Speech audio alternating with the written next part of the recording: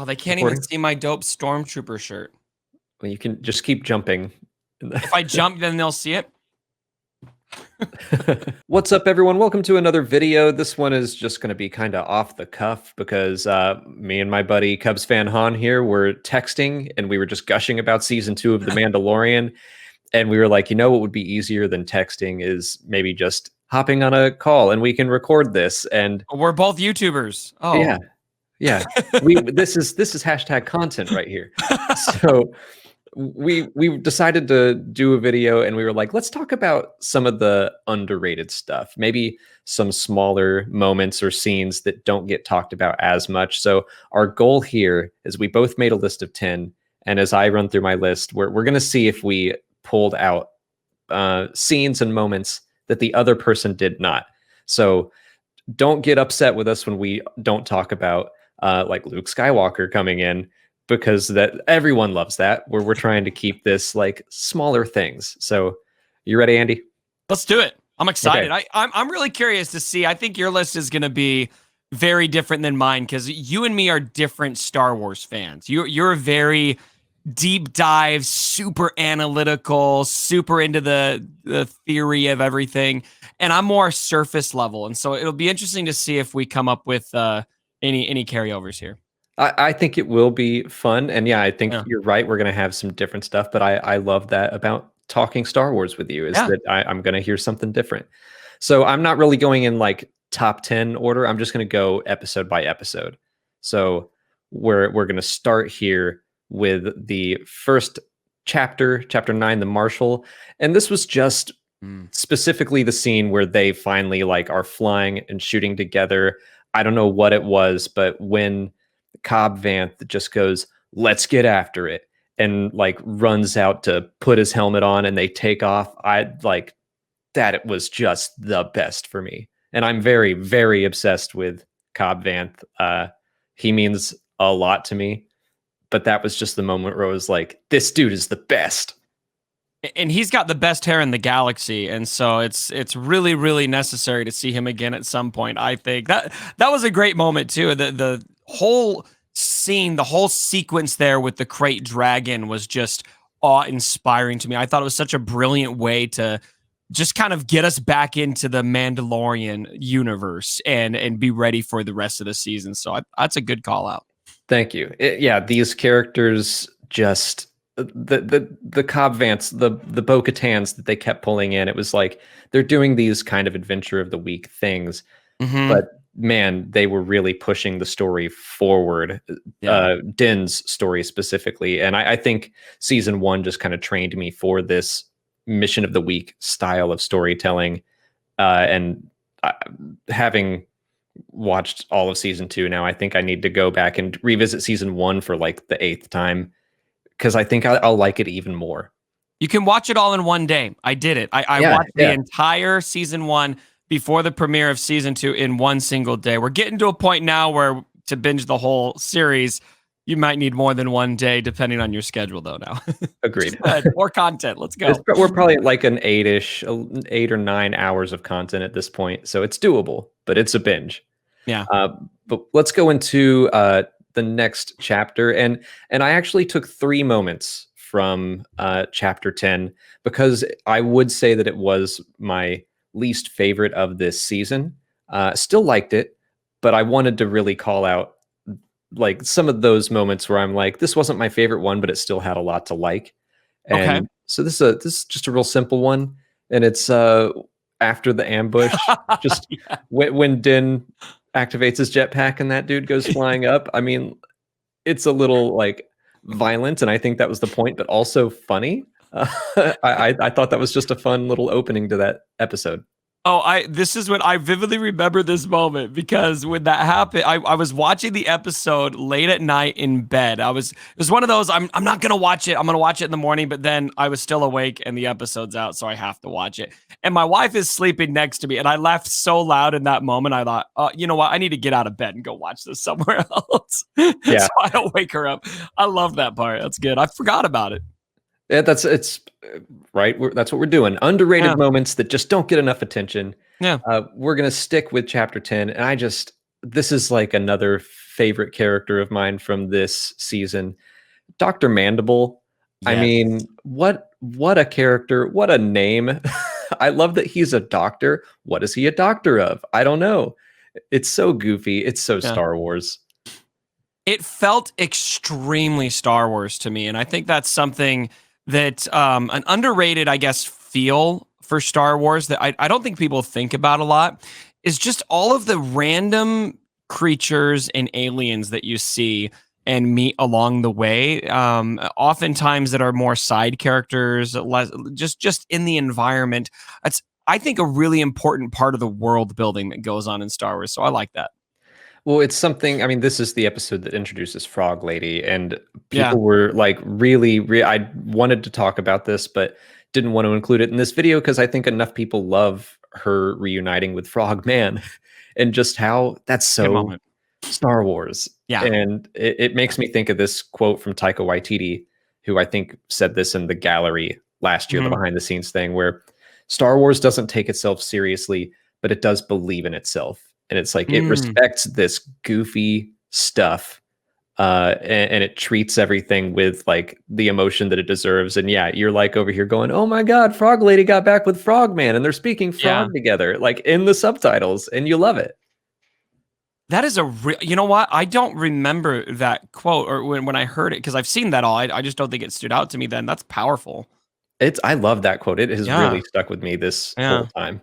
Mm, And I like it. one more, I've got one more from chapter 10 here. This is the return of both Trapper Wolf, but also our Mm, introduction to Carson Teva, who I love both of them. I really love this idea that Dave Filoni did not want to be an X-Wing pilot in the first season, and John was like, "No, you're doing it." And then like it happened again. Like I yeah. just want every season John is shoving Dave back into an X-Wing cockpit, and he's like, "I don't want to." And he's like, "Take your cowboy hat off, put this helmet on." Yes, I love that little cameo. We just need to get John Favreau in there now, right? As he hasn't done a cameo yet, has he? He voiced Paz Vizsla, That's right. so Okay, I forgot there's about that that. one. But a But he visual, wasn't in the armor though, was he? I don't believe so, It because there didn't was look a like didn't look like he was in that armor. So okay, there that's a was a good call credit out. for someone Yeah. else. But Okay. Carson Teva is played by Paul Soon-Hyung Lee, who is in Kim's Convenience, which Molly and I watched that because of this show, because of his cameo here. Yeah. We'd heard about it. We've had friends tell us about it. We were like, let's finally watch it. We blew through it. It's fantastic. Oh, I need He's to check it out. hilarious.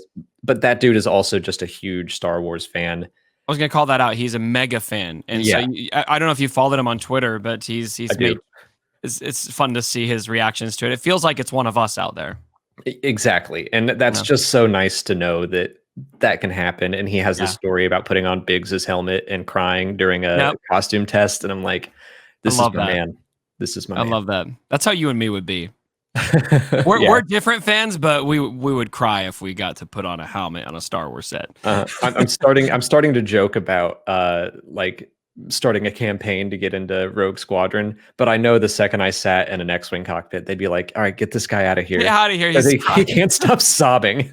I would sign that petition to get you and Molly both in there. I would ruin the movie. Like, why is that X-Wing pilot crying? All he's doing is crying. That's good. That's good. That's good.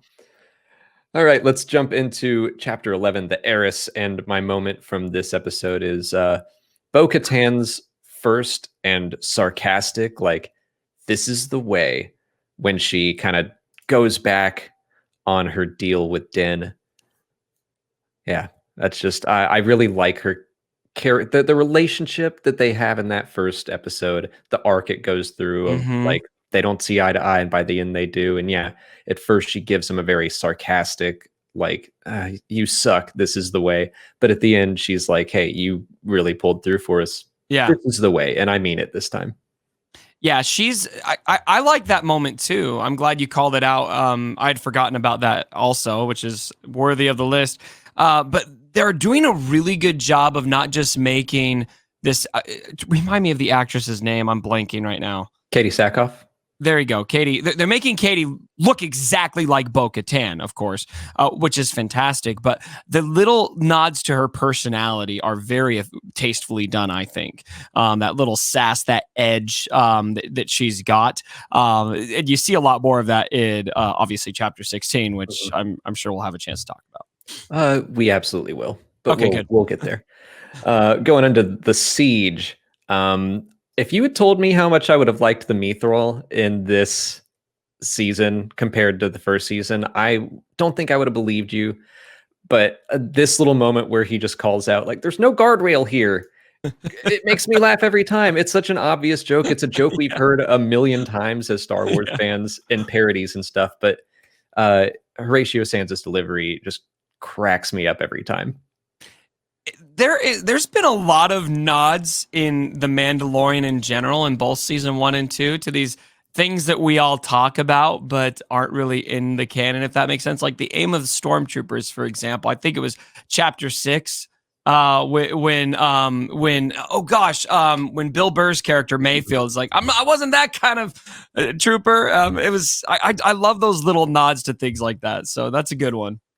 Yeah, I mean, there is a lot of fan service in this show, but it is fan service that I think, like you said, I think before we started recording, they earn it. Like it Yes. works. I was I like talking the about way this that they with my pull it off. sister. She's a mega Star Wars fan.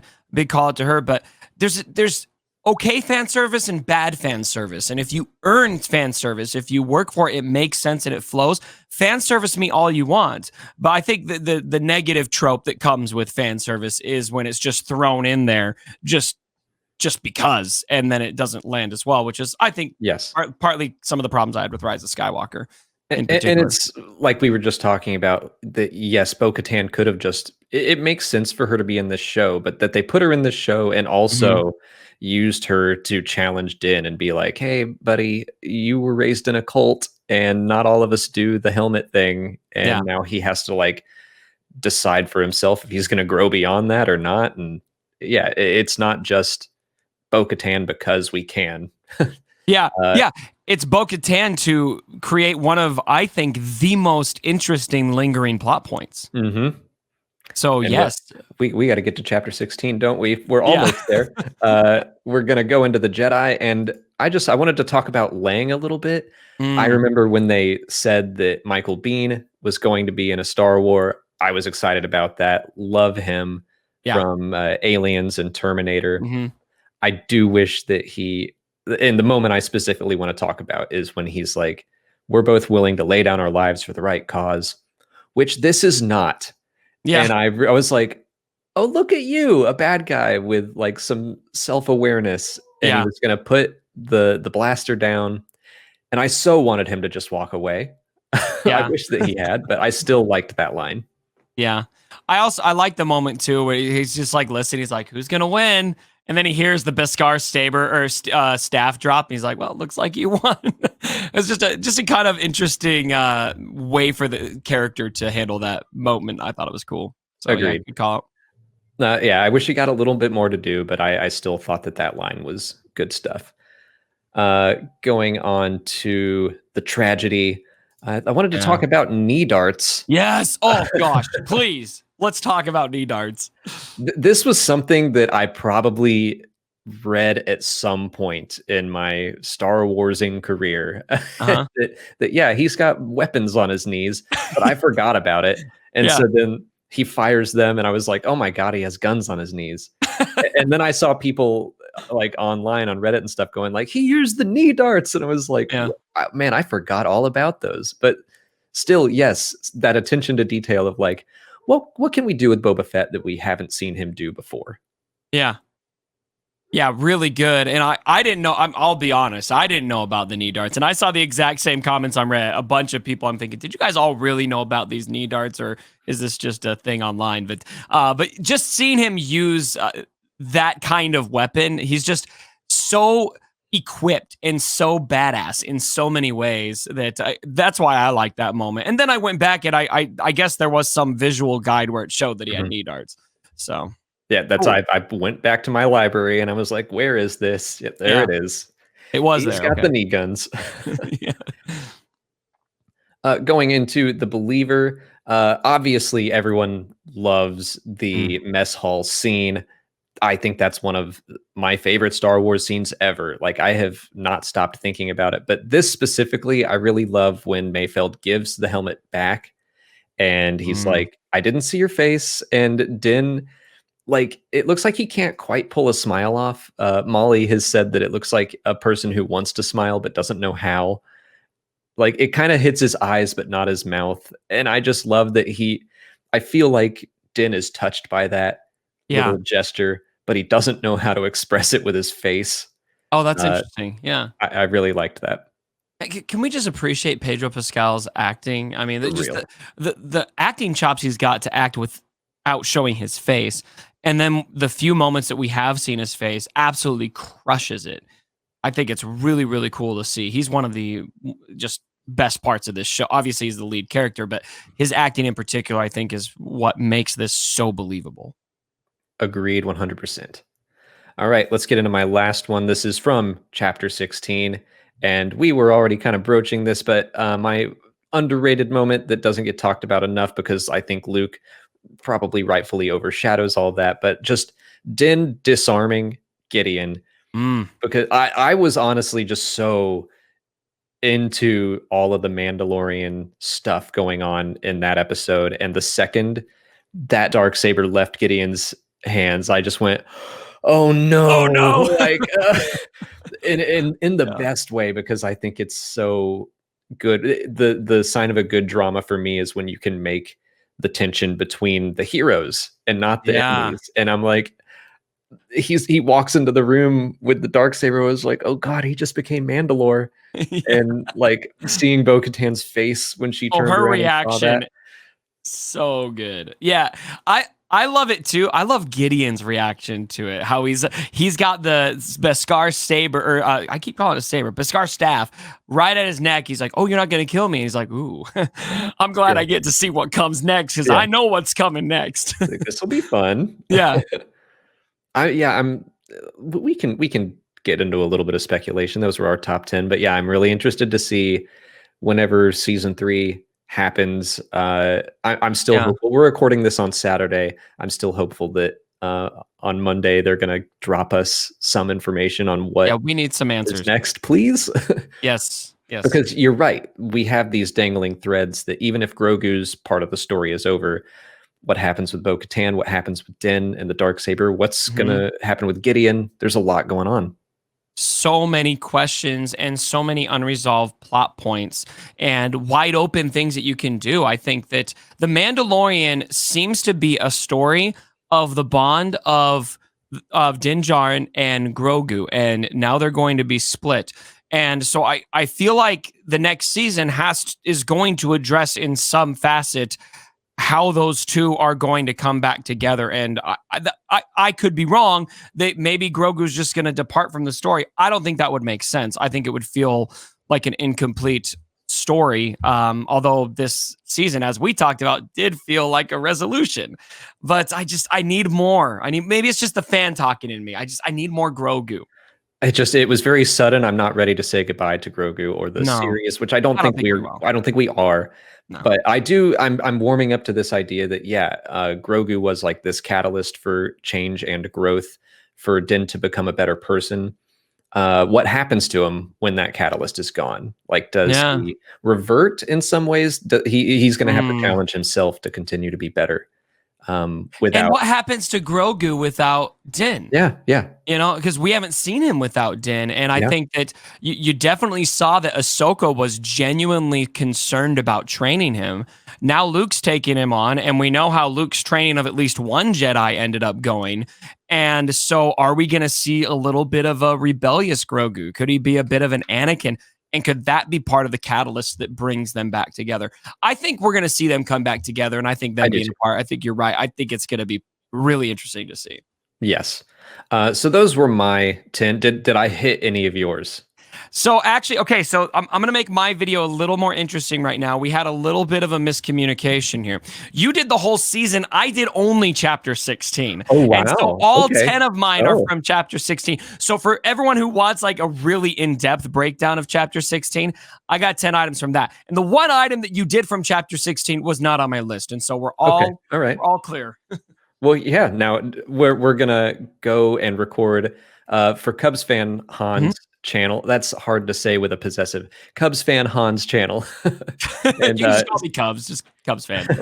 I don't know. so we're gonna go over there and we're gonna talk about his top 10 moments from chapter 16.